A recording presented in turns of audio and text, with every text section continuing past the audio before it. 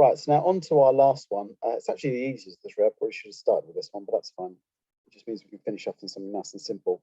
It's just the launcher. This is the part that we're going to have at the top that will launch the ball from the spring mechanism. It's also actually the handle part as well. It's at both ends. So we'll actually need two of these as we're going along. We'll need three of the cups and two of the bumpers as well, the multiple items. But here we go. This one, as you can see here, it's just quite simply a big circle with a cutout on it, and then with a rounded off edge. All the measurements are there. So we've got 15 mil on the outside, we've got 3 mil on the inside for the hole, and obviously the radius of the filleted bit is also 3. So this will be done really nice and quickly. So let's quickly just review the one that we made earlier.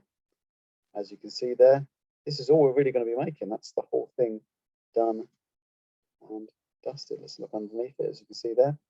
So that's what we're going to be making. We're going to go through the same method: create, document,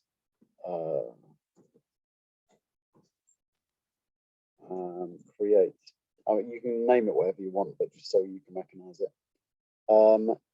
Here we go. So I'm going to select the top view, make sure it's highlighted orange like we did last time. Sketch.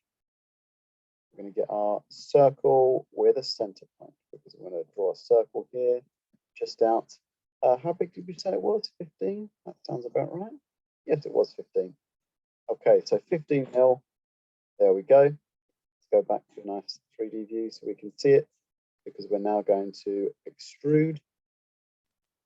Obviously, I don't know why it always goes. Right, here we go. 3 mil high, which is the only height that we need on it. That's plenty. Tick. Now we want to select the face again, because on this face, we're going to sketch on that face there. Let's go back to our view so we can see it a little bit better. Zoom in a bit. Center point circle. Bam. There we go. We want that to be 3 mil.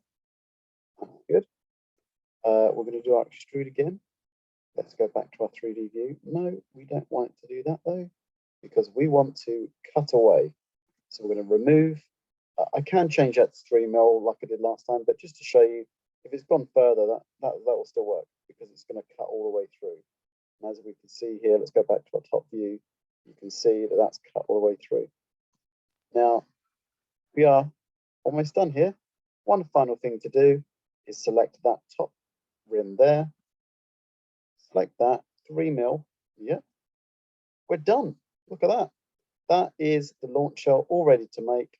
We can now send all 3 of those component parts off to the 3D printer and then make them for our pinball. You're done. There you go.